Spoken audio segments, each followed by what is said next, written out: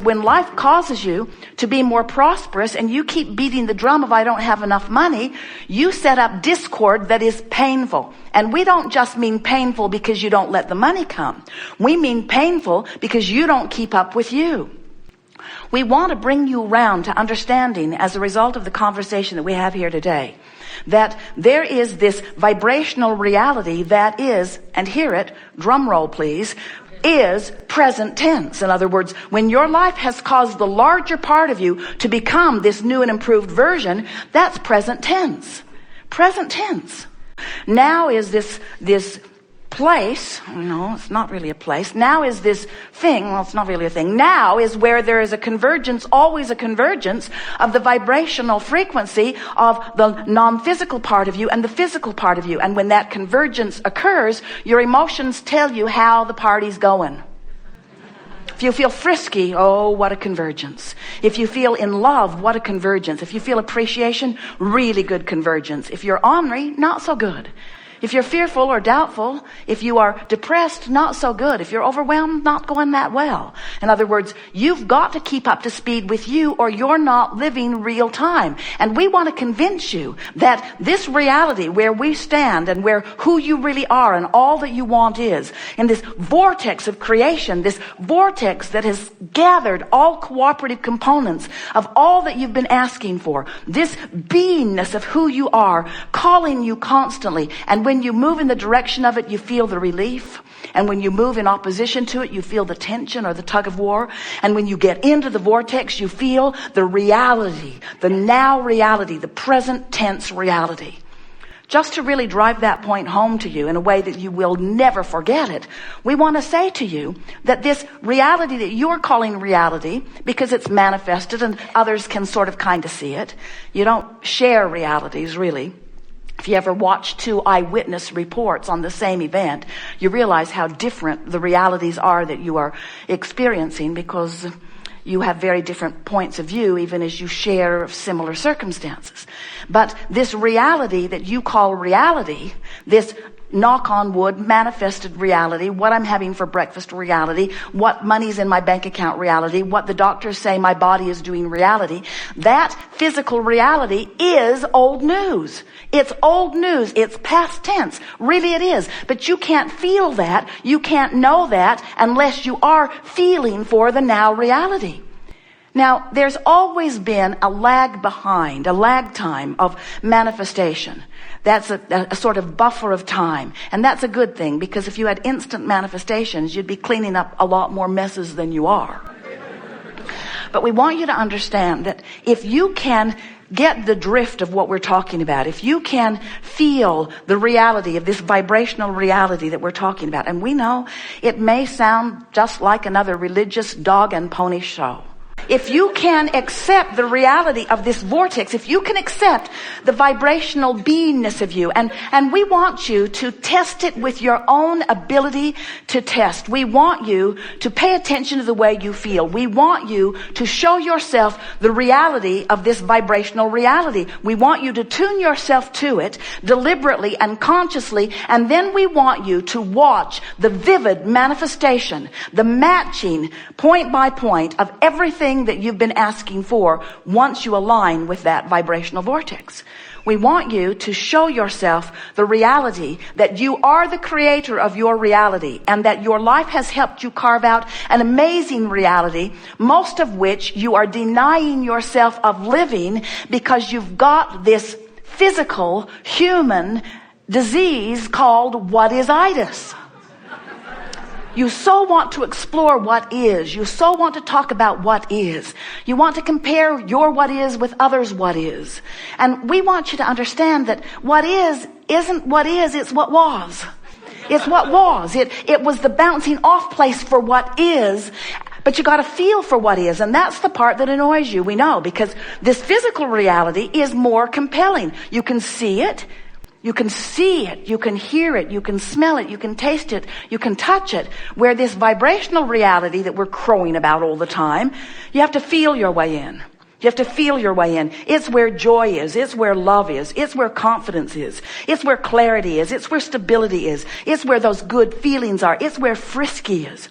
But it is our promise to you, if you will feel your way in on a really regular basis until you're able to know whether you are in the vicinity or in this vortex, in alignment where you are offering one signal. In other words, the source energy, you, is offering a vibration and you are offering a vibration. And when those vibrations converge and you are offering one signal, you are powerful. You are influential. You are the creator, the deliberate creator of your physical experience. And that's what you intended when you came forth. Not one of you said, I'll go forth, explore the contrast, and once I really know what I want, I'll deliberately hold myself vibrationally apart from it. Not one of you said that. And I will complain and write books about it. I will complain and write books about it. Maybe I can get my own cable news show. I don't know. I will scrutinize the planet. I will look for other negative things. And I will gather around me all people who have decided to make a lifestyle of being outside the vortex. And together, we will just complain and complain and complain and complain. And we say, it's not a problem with that, because as there are masses of people outside the vortex, you might even be one of them occasionally. When you're outside your vortex, knowing what you don't want, you are automatically knowing what you do want. And so it cannot go wrong, because there is this vibrational wave that has an equal and commensurate part of what you do want to every part of what you don't want. If you sort of don't want something, you sort of really do want something. If you really, really, really don't want it, then there's something that you really, really, really, really do want, you see. So you can't help but contribute to this vortex.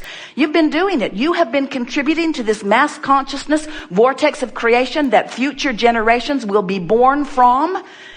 You are massively contributing to the evolution of your species and to that which is eternal life. You can't help that. But you can pinch yourself off from it here and now. You can develop chronic patterns of thoughts and beliefs that hold you vibrationally out of sync with what you're asking for. And here's the part that is so important for you to understand. The longer you live life and the more you ask and the more you expand, the more you ask and the more source answers and the more you therefore have expanded, the worse you feel when you don't go. In other words, you just can't expand the larger part of you, the vibrational part of you, and hold back in terms of your physical beliefs without feeling worse and worse and worse and worse and worse. And that's what you're seeing on your planet today. There is such a crevasse, more marked than ever before, between those who have and have not, between those who are sick and those who are well. It's as if a giant magnifying glass has been laid over everything that is in your physical realm. And whatever it is that you are consistently offering vibrationally is manifesting in incredible form. So, we know that you want to be the deliberate creator of your experience, because creating by default is not satisfying. And we want you to feel the power of understanding these vibrational relationships between you and you. And let your every moment intention be to be in alignment with who you really are. We'll talk about how to get into the vortex. We'll talk about how to stay in once you get there. We'll talk more about what the vortex is. But most of all, we want you to come to an awareness that you are a vibrational being, period. You are vibrational, period. And if you will accept your vibrational nature, then what will begin to happen to you is you will feel the sweetness of looking forward into your vortex. In other words, it's like imagining the deliciousness of a relationship or of a physical condition or of a business that you're building or a book that you're writing. It's about imagining because you're imaging, because you can't see it. It's not manifested yet. So you have to use imagery. You have to use imagery to tune to it. And when you manage the imagery, you feel the alignment. In other words, when you click into that, Jerry and Esther will be driving and they will spend endless hours just musing sweet things. And as long as they're musing future experiences, it's so easy to stay fresh and pure and good feeling about it. But almost in the moment that they try to make the musing a now reality, or compare what they've been musing, no matter what the subject, whether it's a relationship with friends or a relationship with employees or relationships with vendors or relationships with publishers or relationships with public or relationship, it doesn't matter. It doesn't matter what the imagery is about. In the moment that they turn and look at reality, the feeling begins to dwindle and dissipate, and the high-flying good feeling begins to go away because, hear it, because reality is old news, and it will never be up to speed with what's in your vortex. It will never be up to speed, nor should it ever be. Have you ever been in an argument with someone who also was sure they were right? And even though you were really sure you were right, they were also sure they were right. And the more the conversation ensues, the more you dig into your position, and you walk away, neither one of you convinced, each believing more firmly.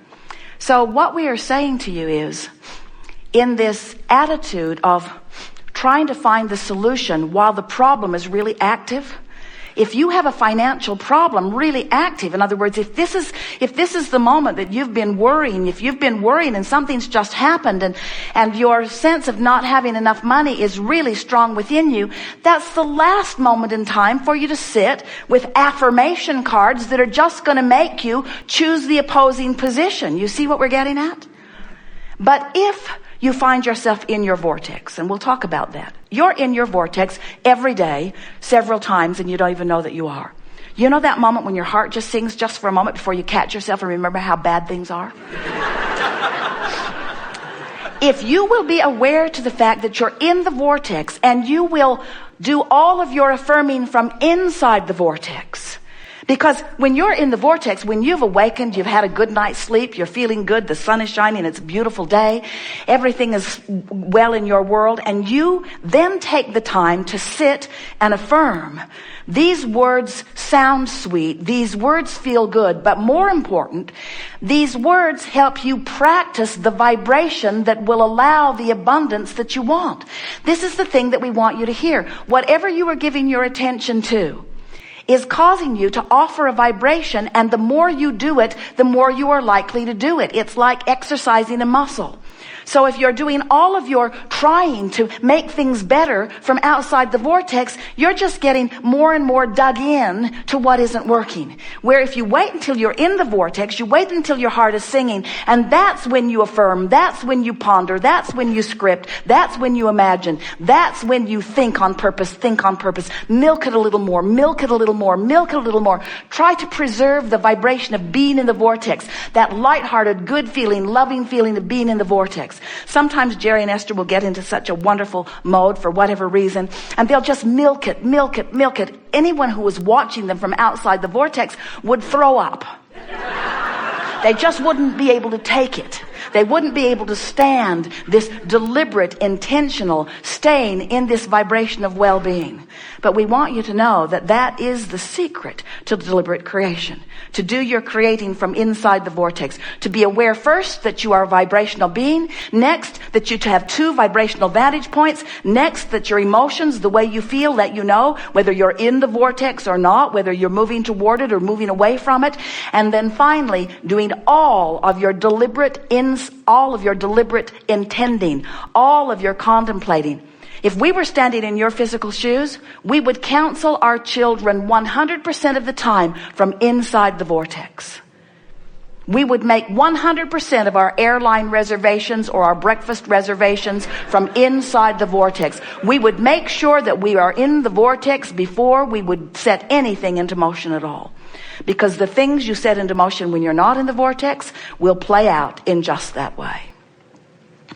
It's a wonderful thing when you begin to feel consciously and exercise deliberately the power of your alignment with who you are. It is such a wonderful thing to be an in the vortex mentor, an in the vortex parent, an in the vortex grandparent, an in the vortex employer, an in the vortex friend, an in the vortex lover. Oh, an in the vortex lover, an in the vortex lover. There is no love so sweet as an in the vortex lover, you see. You just got to accept that you are vibrational beings.